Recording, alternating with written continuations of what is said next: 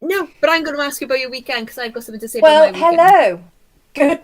Good afternoon. We were going to go live at 12:30 today. We have just spent the grand total of 45 minutes trying to get volume on our lives. So if you saw the posts to say we were going live and you were there and you were ready, and for whatever reason you thought, you know what, I want to listen to Claire and Deb today on Life, Love and Laughter, and you'd set time, you'd set an alarm, and we didn't show up, I'm sorry, we were dealing with tech. And that's been a theme for my morning. I've spent way too much time this morning trying to get the tech to do what the instructions say it will do automatically and easily.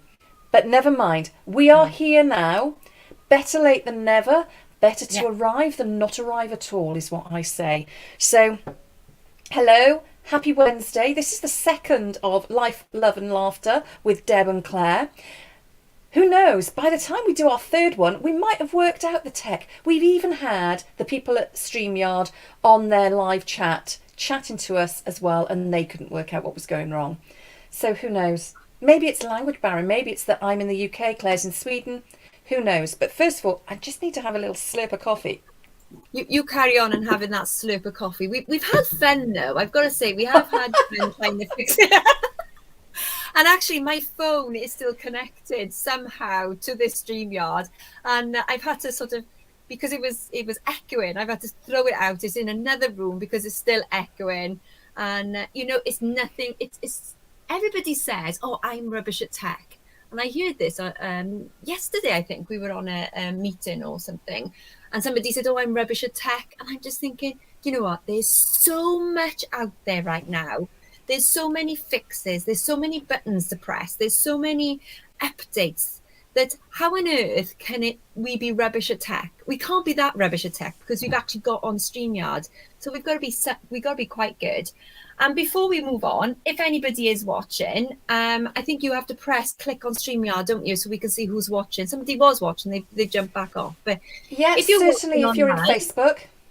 oh, we got a couple of people on. Yeah, so if you're watching this live right now, click on StreamYard and say hi to us. If you're watching on replay, click #replay, and we want you to get involved in these conversations, because this is not me interviewing Deb or Deb interviewing me. This is just a deep conversations with a bit of fun, seriousness about them as well, and we're just going to have a good conversation. Cecilia, she's in Sweden. Love to So see lovely you. to see you, Cecilia, Cecilia. love to see you as well. I hope you're having a great day so far. Deb is not having a great day because she's Well, having I'm trouble having with. a good day, but just technology. The rest of the stuff is really good. But Does it make technology, you if it though? would You know when play, you've my got that. day would be more efficient.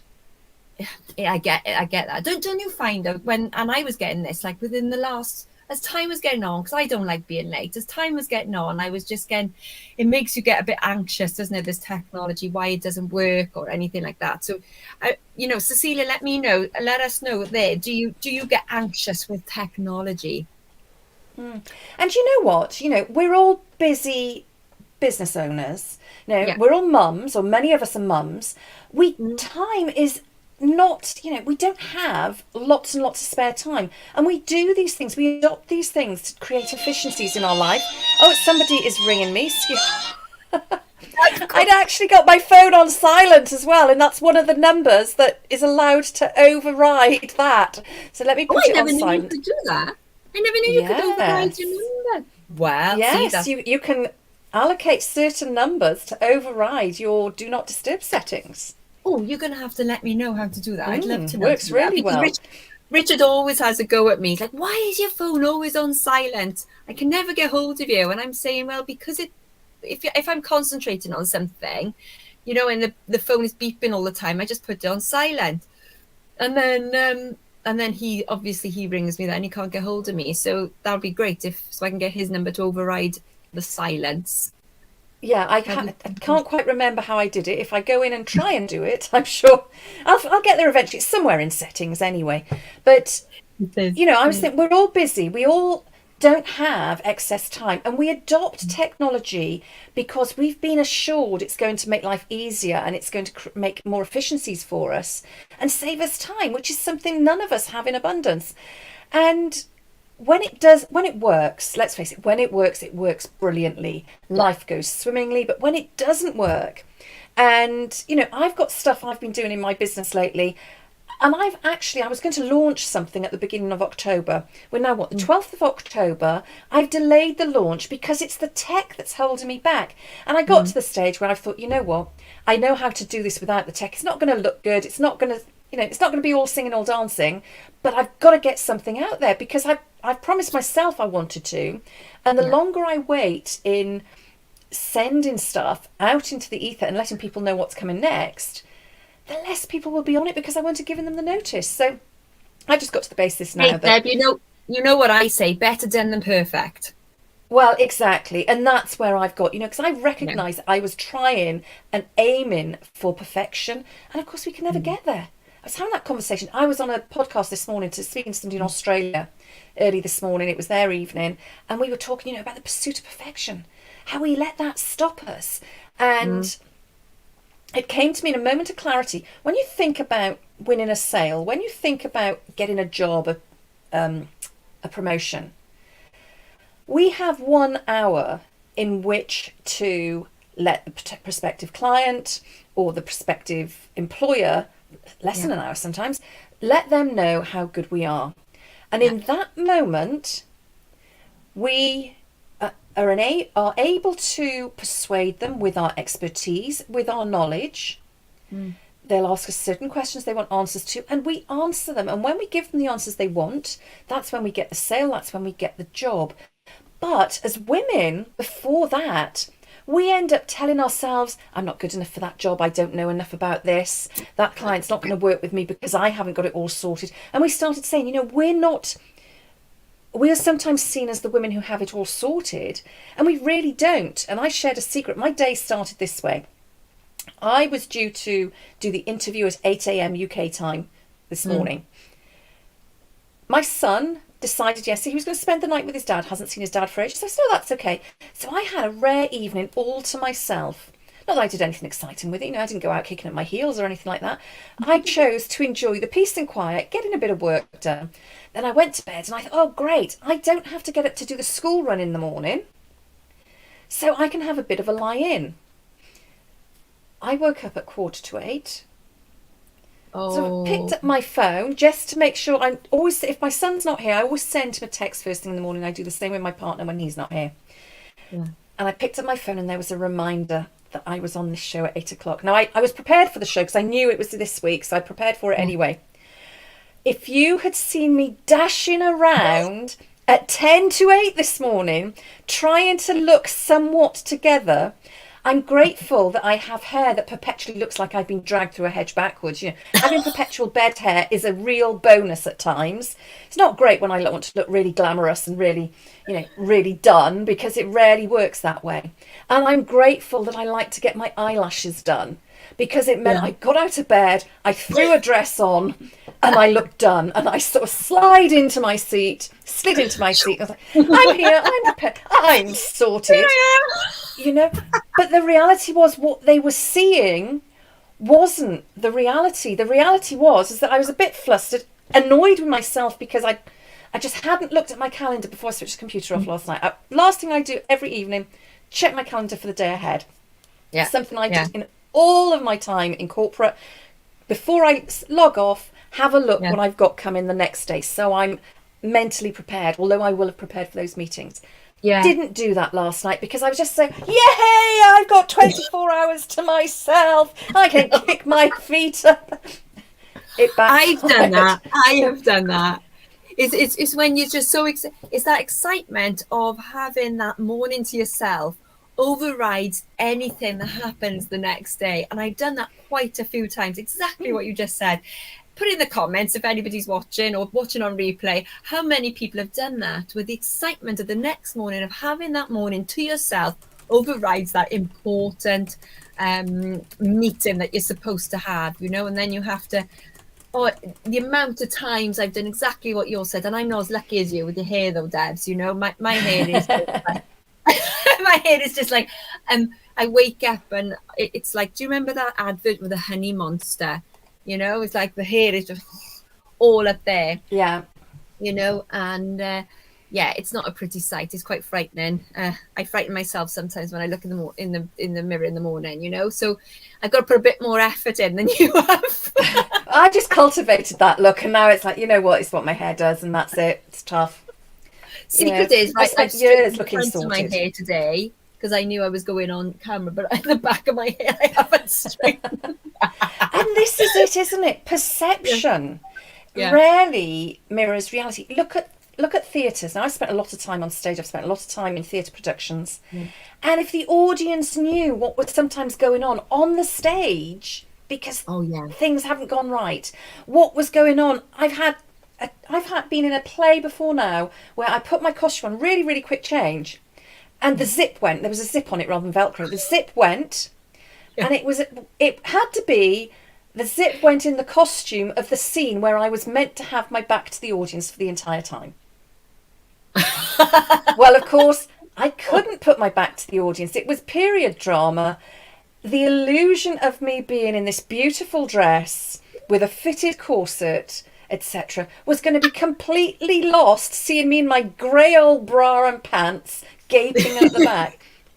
And so I had to change how I played the entire scene. And it was just two of us on the stage, and the person opposite me, I could see him looking at me and say, what's gone on? But knew me well enough to know something has happened for Deb not to be following the direction that we'd rehearsed. So we pretty much, in terms of direction, ad-libbed the entire scene so that the audience couldn't see the reality, because of course the audience buys into the story, it buys into the illusion. And that's what happens when we're live, when we're in front of people. People are buying into whatever image it is we want to create, and that's fine. You know, we all want to present a professional manner, and we have multiple different hats or different masks that we put on at different times. Hats is better. Masks aren't so good. They're not good for us. They're not healthy. But hats, we wear different hats according to what jobs we're doing. You know, I was wearing a different hat last night. I love that you just said that. The mask is when you're actually hiding yourself, isn't it? And that's not so positive. But that the different hats that you put on, because just like you with when you're acting as well, it's like with us when we're doing our dog sled tours, there's situations where you can see, right, okay, we don't know what's going to happen here, and we're just going to, but as guides, we are the professionals. We have got your safety, and we've got everything, you know, that we've got your safety, you know, that's paramount to us, your safety and the dog's safety. And we can maybe see things that you don't see because we've been doing this a long time. So we've just like, sometimes we hold our breath and we just like, okay, what's going to happen here? But we can't let you show that we're worried about anything, because how on earth can you trust us if we are worried? If you're worried about something and we're worried about something, then that's not going to be a great combination. So we can't let you see that. And I remember once, this is a funny story actually, but it's about having to put that different hat on, and create that comfort with your clients. And this was when we first started. Richard is my husband. He was like bent on me having this overall to wear with a dog sled in. I was like, look, I'm a girl. When you wear an overall and you need to go to the toilet, you've got to take the whole thing off, not just the trousers. You know, this is -20 and you've got to take the whole thing off. Anyway, so I needed to go to the toilet, and it's typical me. If I know I can't go to the toilet, I need to go more. And anyway, went to the toilet. I could hear the guests arriving. So I'm running now. I'm trying to have a pee really quick, put my overall on, put my hat on as I'm walking towards the clients.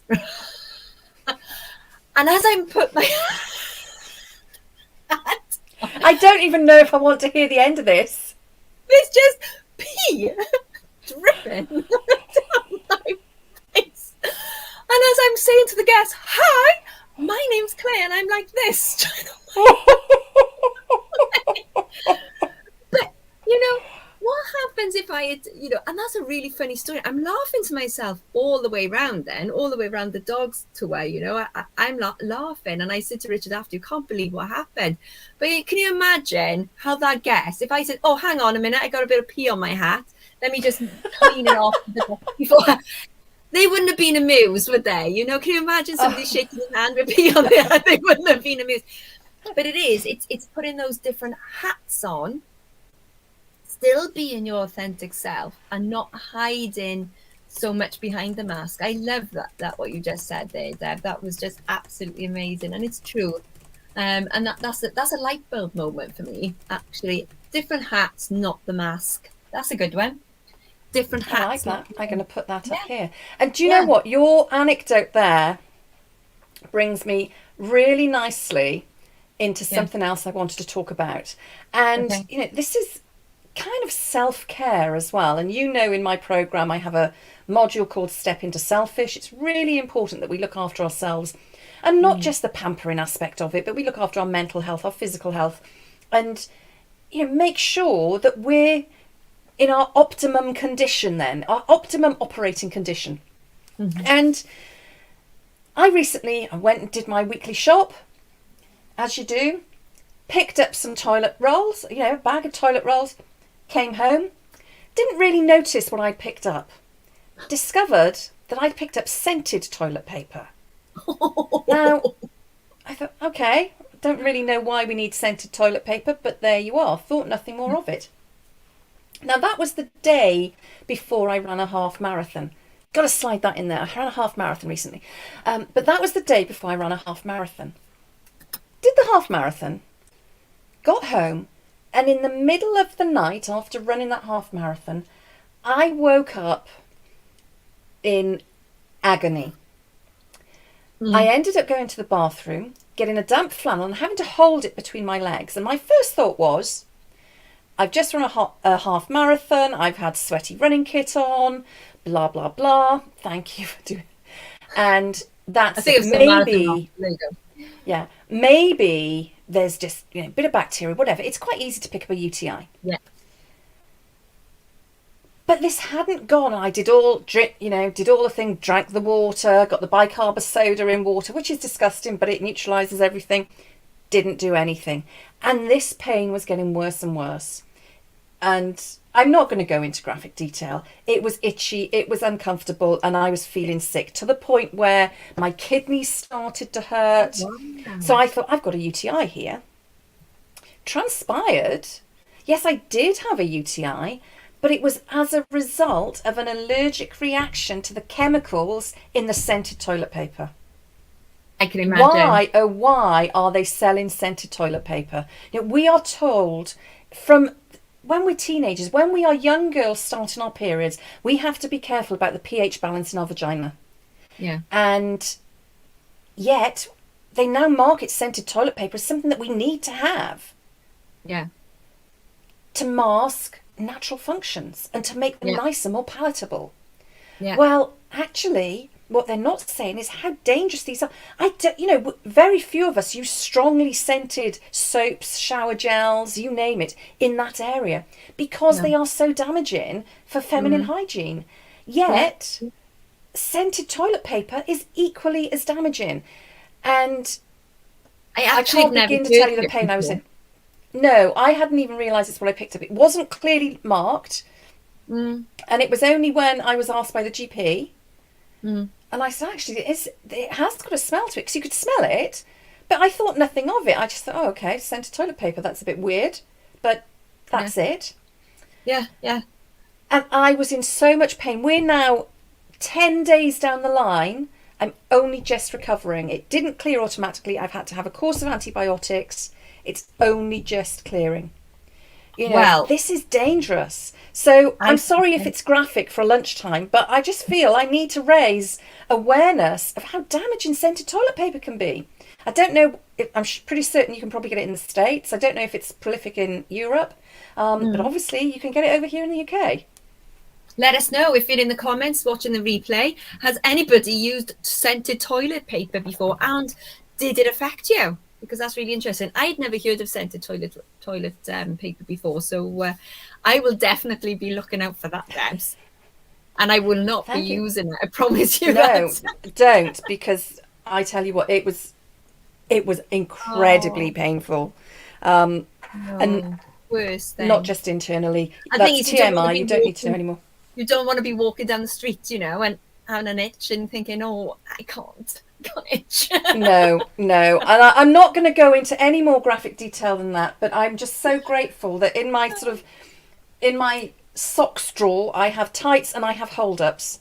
The Yeah, hold-ups came out, and I was so glad of them, because it yeah, meant I could still go about my business, yeah, as in work-wise. Nothing yeah. else. Oh, shall I just shut up? I'm just going to shut up now. I'm just going to shut up. So that's what you wanted to say this week, and I wanted to say something about potatoes. Okay. That's Potatoes. a bit of a segue. I know, absolutely. On the weekend, we decided we were going to pick potatoes, and in our village, there's friends of ours, and they plant the potatoes, and then a group of us then went over Saturday to pick some potatoes. Now, this is not really about the potatoes. I wanted to speak to you and just let you know about this little boy who actually taught me something. He was 6 years old, and he taught me something really important. He didn't know where potatoes came from, and he was coming to help pick potatoes. And his little face, when he actually saw the potatoes coming out of the ground, he was so excited, and he was just so enthusiastic. And for the whole afternoon, he just couldn't get over where these potatoes were coming from. And his enthusiasm actually, and his motivation actually helped me through, because through a certain time, you will get bored of picking these potatoes. Your back's aching, your knees aching. But his enthusiasm kept me going. And his mum actually apologized to me, because he'd actually stuck to me like glue as we were picking Oh, the potatoes. But it's because I was there. Oh, this is amazing. I was just like stuck to him, actually, because of his enthusiasm. And it just goes to show, doesn't it? It's like, with enthusiasm and with motivation. And he didn't care about who was around him. He was just focused on this job. And by him actually doing this job, with his enthusiasm, motivated me. It made me laugh. It made me smile. His little things of, he even had a tiny, tiny potato and trying to eat the potato and spitting out, because it was absolutely disgusting. raw potatoes, And then nice. we found a potato that looked in the shape of a heart as well. And Oh, I just said to his mum, I said, it's no problem that he's here, because she said, oh, you've got so much patience there. And I said, he's making my day here. He's actually making my day, because he's happy, enthusiastic. He's keeping me entertained, and the job is getting done with a lot of passion. Oh, it was so much passion. And then we oh, were able to go out, and then I was able to show him, the leaves and the stalks of potatoes, and we were digging down. We actually had a tractor in front of us, digging up the potatoes. So we just had to pick them. So I went over to another bit, and I was showing him where potatoes came from, and picked them all up. And his enthusiasm motivated me. So what I learned from it was, it doesn't matter who the people around me is, that if you're just that one person, motivated, happy, and having a zest for life, then you're going to help and motivate somebody else around you. And he did, every time I looked at other people, there was a little smile and things like that, because it was just amazing. So that's what I yeah. learned this weekend. And it's great, isn't it? We look at when we've got a child like that with us, discovering something new, we see Oh, the world from a different perspective. yeah. And, that childlike naivety and Yeah, excitement is so yeah, infectious. And yeah, it does, I don't know about you, but when I've been out in that sort of situation, you start to look around you and think, actually, yeah, you're right. This is really incredible. Particularly sort of if you're outside in nature as well, which you were. yeah, That yeah, for yeah. me, they're looking at nature, and you can start telling them, how about about how incredible nature is, and you and I are both huge nature lovers. Yeah, So, yeah, yeah, that we understand that, we get that. But yeah. when we look then, and I bring that into the work I do when I'm working with couples, and I ask them to look at the situation from their partner's perspective or somebody else's perspective. Quite often we look at other perspectives. I'm sure you do it in your coaching as well. Yeah. And it's really interesting if you can get to play devil's advocate almost. And it's not quite role playing. I mean, some of my clients are happy to role play. Not everybody is, I don't know about you, but I still am traumatized from those days in corporate with, right, let's do a role play. Or at school, and you have to stand at the front of the class or at the front of the workshop and role play in front of everybody else, feeling really, really self-conscious. Oh, I used to but hate when it. you can do that, yeah.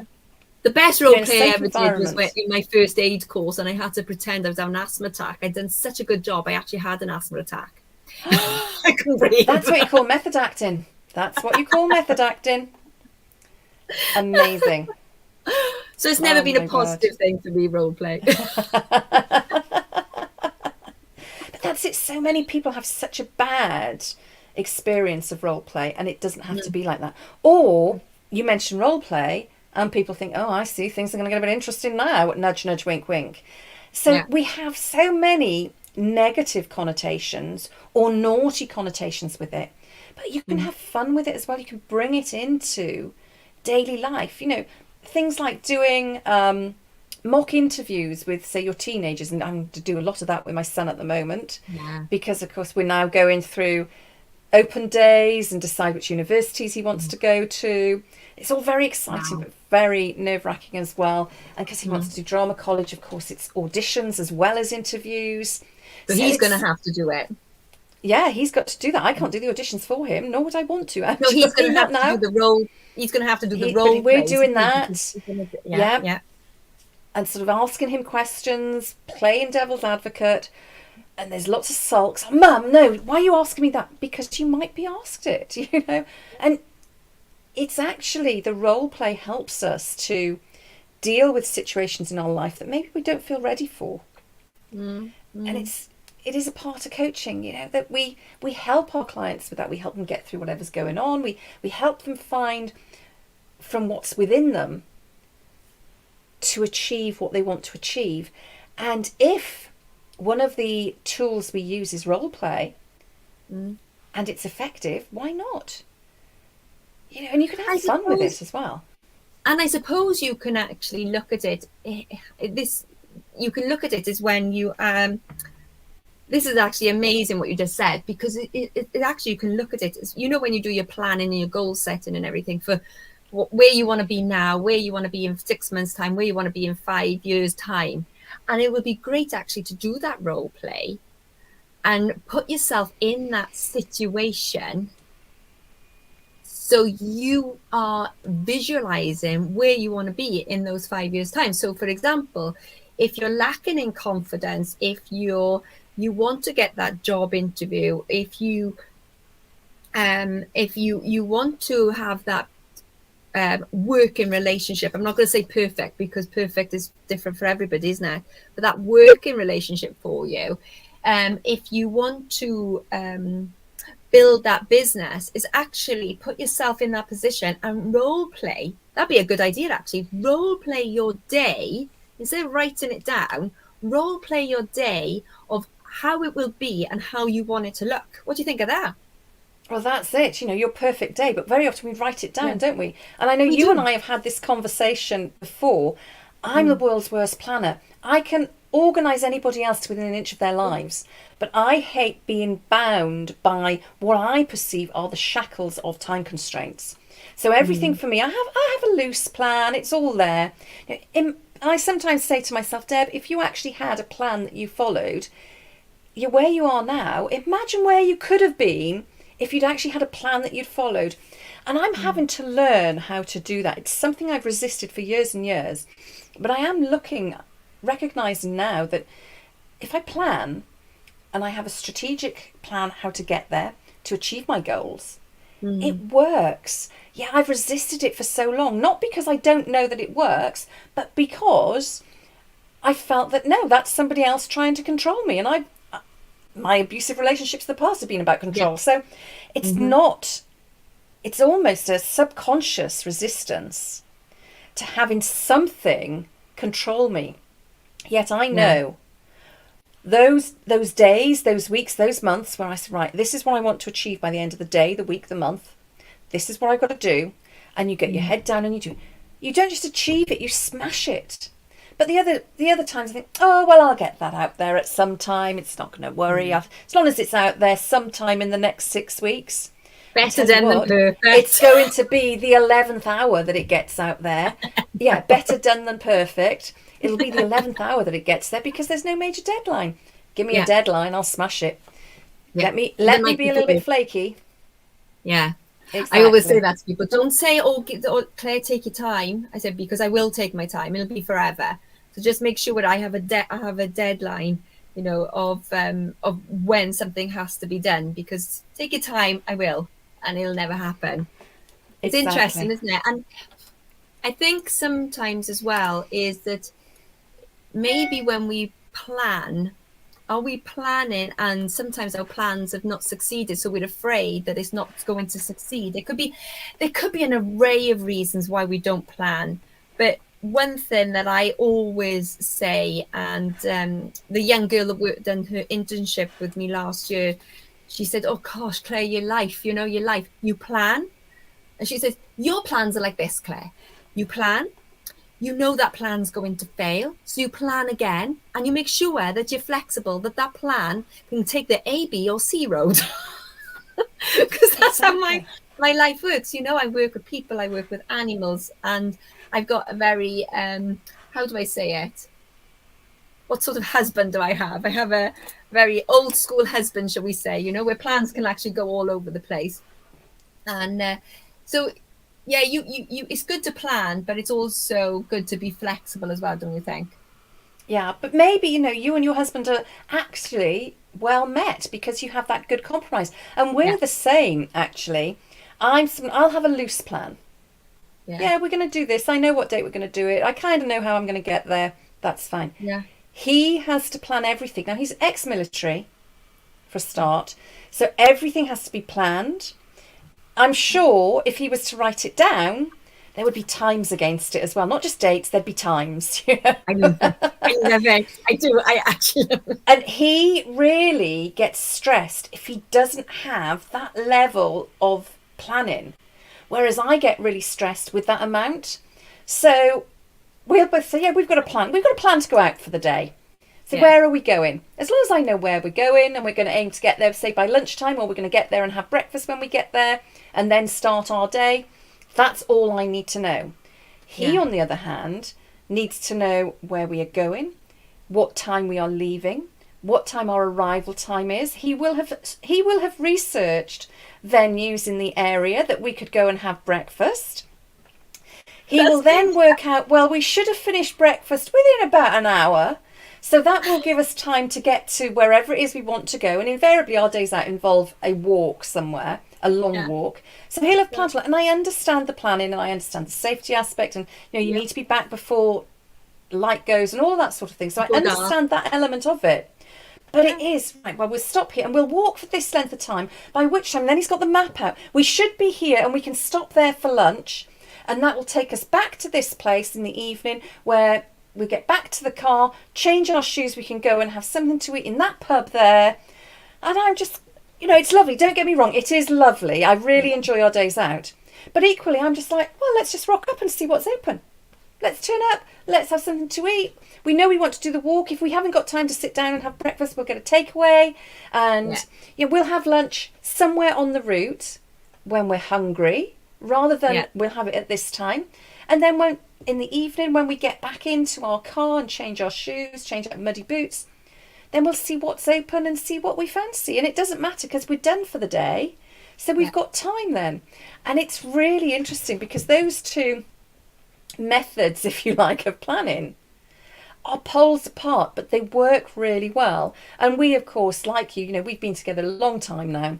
We get used to adapting to each other's ways and working with each other. So he knows I'm not interested in that minute detail because that just flusters me. that makes me think, Yeah. oh, right now I'm on a deadline, I've got to get this done, and it's a day I want to relax. Yeah. So Yeah. he'll just say to me, "Oh, we'll have some breakfast, then we'll stop for lunch on the route, and then I found somewhere nice for us to have dinner." That's all I need to know. I don't need to know what time we have to And there get he there. is with his watch all the Yeah, time, and you you know, just spend my days like you do. We spend our days looking at the clock, yeah. think, "Oh, I've got a meeting coming up. I've got a client. I've got to be here. I've got a live stream. I've Yeah. got a podcast interview, whatever it might be." Everything is run according to time. So my days off, I just want a little bit of fluidity. Yeah. And it's really, really interesting. It's really good fun. But yes, different I found styles. a strategy out last time we were in the UK, and we went on holidays, and it was me, my husband, his son, and his brother, and his 3 children, and Richard's son's sister. It was like the modern family, and to get those lot right out of the house, well, it was a caravan. It was absolutely. Sorry, how many of you in a caravan? 8. Oh my word. 8 of us in a caravan, in a static caravan, not a tiny caravan, but in a static caravan. It was a lot, and to get them out at a certain time is impossible. So I thought, right, okay, this is what I'm going to do. And I said, right, I am going to this place at 2:00. So whoever is by the door, front door, or in the car by 2:00, they are the people who are coming. But if you're not by the door at 2:00, I'm leaving. And that worked.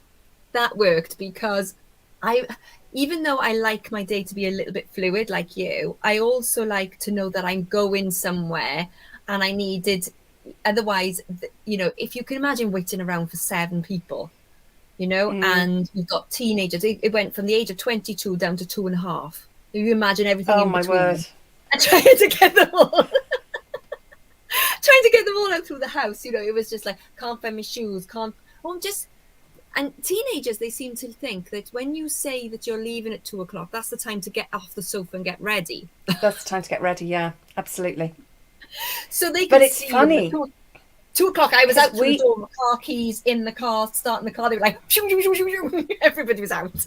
Yeah, you're so like my husband, because I've now learned, after 9 years together, I've learned if we've got a plan to go out for the day, I get up and I get dressed straight away. Yeah. Because what he started doing, knowing that I don't like to be constrained by the times, I'll say to him, what time are we leaving? Oh, when we're ready. Now that sounds lovely. But his when we're ready and my when we're ready. So he'll get up and he'll sort of pad about in his pyjamas for a while, maybe have some breakfast, assuming we're not having breakfast on road. And that'll be fine. Then all of a sudden he'll disappear and say, right, come on, I'm going now. What? I'm not even dressed. I'm not even begun to get ready. Can't you see I haven't started getting dressed yet? And I'll say to him, can't you at least have said to me, I'm going to get dressed. Once I'm dressed, we're going, so that I could then get dressed or finish off whatever it was I was doing. So I've now learned, it's taken 9 years, mind, but I have learned if we've got something planned for today, I get up and get ready for that event. Even if I believe it's not happening until 4:00 in the afternoon, I get up and get ready for it, because I know when he decides, right, it's time now to go, he's gone out that door and the car will be running. I know. I'm like, and it's crazy. It's just, I'm in the car, ready, sitting there waiting, and but it's quite interesting as well, isn't it? One thing I was going to say as well, just backtrack. Hang on, if you're joining us live online, I can see we've got some people viewing. Give us some loves, give us some thumbs up. Come and join us. Give StreamYard permission to access your profile if you need to. Leave some comments. Let us know that you're there, because this isn't just about Claire and I having a chat. We have chats all the time. We can chat for Wales. We can chat a lot about a lot of random stuff. We'll carry on, but it would be great to know who's joining us, who's here. Say hello. We'd love to know what you want to talk about. This isn't just about us. So sorry, Claire, I interrupted you there. Replay, it's fine. And if you're watching us on replay, press #replay, and any comments that you've got. And if you are as well watching this on any of our other social medias, because we're streaming this on Facebook, on LinkedIn, on YouTube. YouTube. But if you're not, if you go over to our YouTube channels, if you can like and subscribe, Subscribe. press the bell,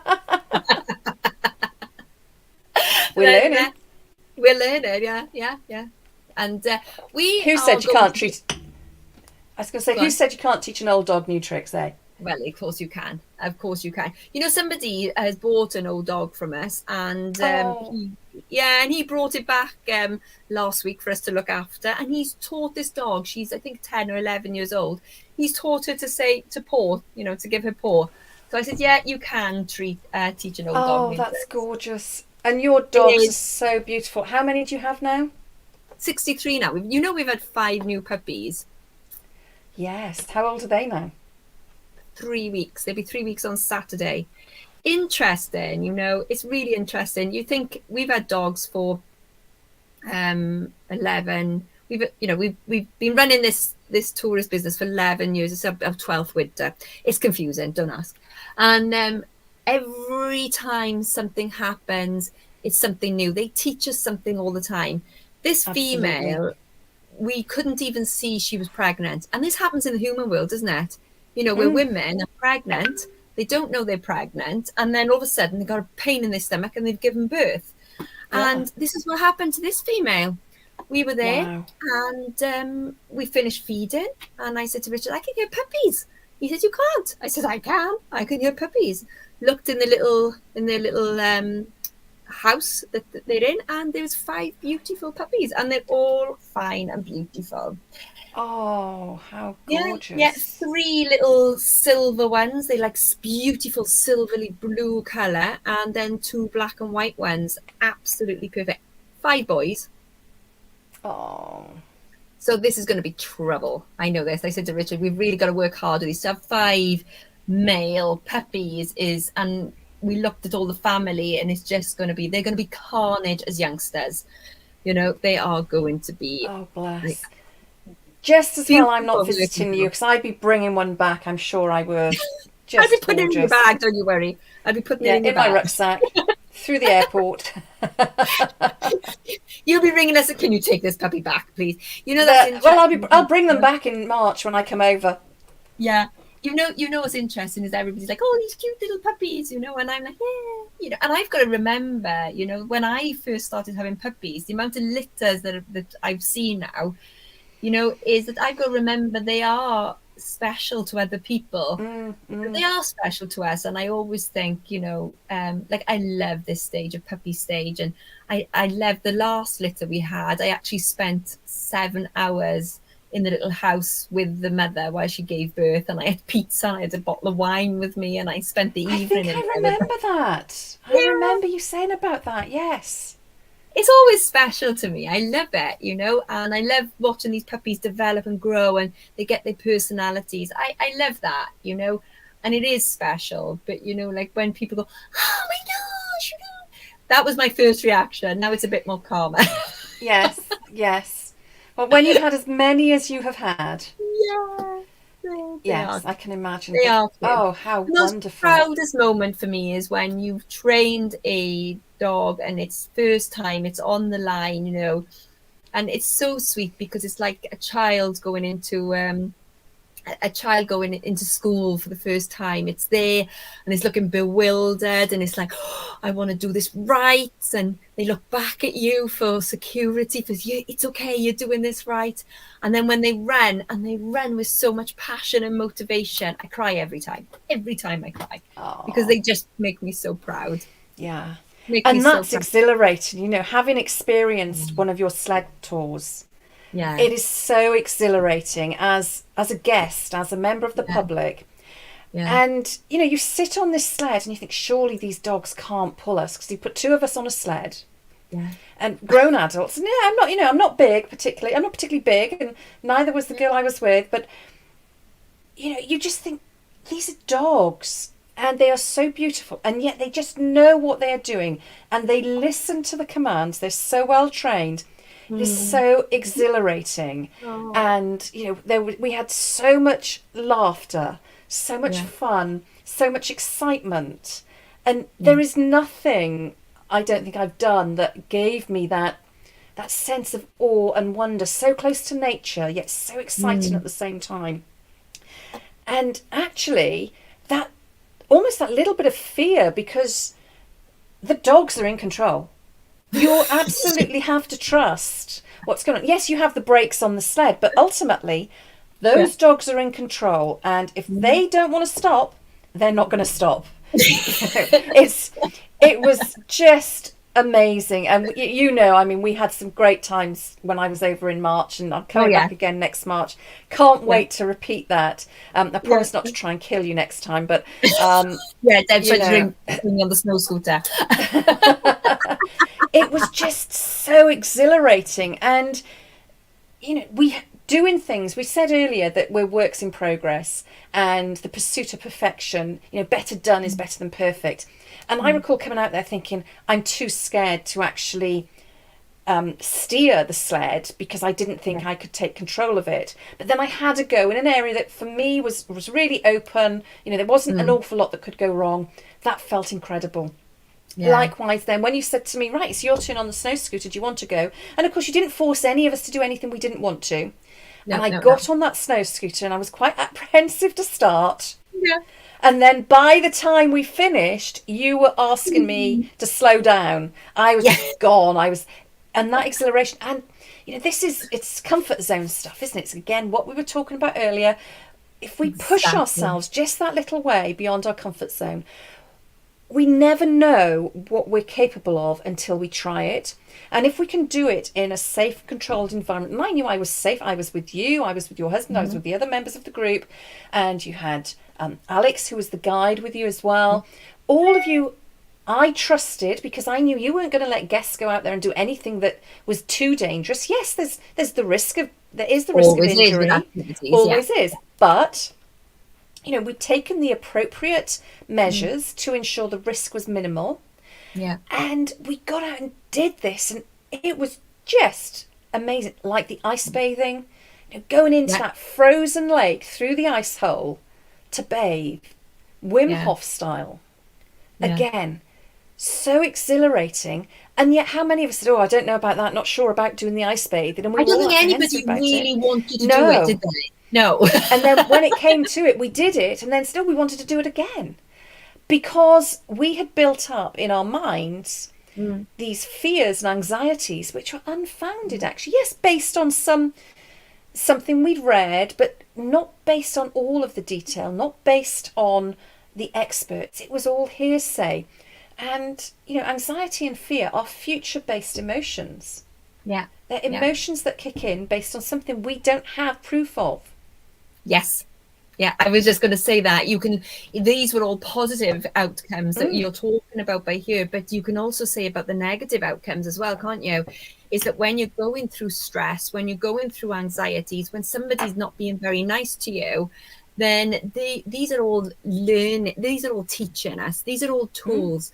And, it's like, why is life so hard? Why are people so horrible? When we ask all these questions, if you think about the answers to it and you really dig deep, is life is so hard because it's teaching us. People are so horrible to us because it's making us wiser. And all these things are all learning experiences. And if you look back at your past and what you've been through, Debs, and what I've been through, if you had said to us 15 years ago when we were in that pub getting very drunk on champagne, this is what's going to happen to you in the next 10 years, you would said, I'm going to commit a crime now to put me into jail, because there's no way Exactly. that I can actually go through this. Just put me away right now, and I don't want to see the world. There's no way I can cope with this. But all the things that happen to you in your life are there for a reason. And these are one things that you pointed out with Floss and being in the military. And I love the military's concept of having a strong mindset. That is what motivates you. So when, for example, if you're going to make these changes in your life, it's not about just setting the goals. it's about setting these goals, looking at some behavior changes that you're going to have to make, because you've got to make behavior changes to make sure that these goals are achievable. Like you've made your behavior change with your running. And then the last bit then is your strong mindset and the actual belief that you will achieve it. But it all has to be put into place, and you can't put things in massively. You can't put big goals in. It's little by little. And the smaller the goals, of course, you want to go to a bigger goal, plan that in the future, but take these small steps every day, 1% into the future every day, or 1% making good steps every day. And you will get further by making those small steps and trying to do a whole lot of stuff all together. And I've learned that the hard way, really, I've learned that the hard way. I have 3 things every day that I need to do, sometimes only 1 thing. And I've actually proceed and I actually get further by doing 1 thing good every day than trying to do 100 million things. You just get overwhelmed, you get anxious, you get stressed. And then it's a vicious circle then, isn't it? That's it. And that's one small thing you can do each day that will take you closer to your goals. How do you eat an elephant? 1 bite at a time, or 1 mouthful at a time. Well, we are going to do this, I think we've decided, every other week. So if you've enjoyed what we've been talking about today, then please #replay and let us know. Reach out to us.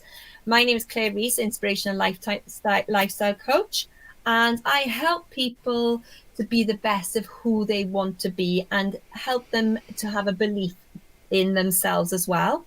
And also I run a dog sledding company as well. And Deb Morgan is... I'm the Real Relationships Expert, and I work predominantly with women to help them create confidence around their relationships, their life, their business, and go out there and really reclaim and own their life. As the title of my book suggests, create your blockbuster life. That's what I help my clients to do, create their blockbuster life. We focus on relationships, we focus on their health and wellness, we focus on their business, and we focus on finances. You'll find out more about Claire and I. Just follow us on our socials. It'll be great to catch up with you, great to meet new people. And we'll see you again in 2 weeks' time. Thank you so much for joining us. Don't forget to like, follow, subscribe, #replay if you're watching on replay. And let us know if there's anything you want us to talk about, any questions you have, anything at all, and we will bring it into a future episode. Thank you so much. I don't think there's many limitations, is there? None at all. Facebook user, you just said hi ladies. We can't see who you are because you haven't clicked on StreamYard, but whoever you are, hi. Hello, and thank you so much for joining us. We're about to go, but you might like to watch this on replay, and we'll catch you again next time, hopefully. Thanks so much for joining us. Take care. Bye. Lots of love. Bye. Bye.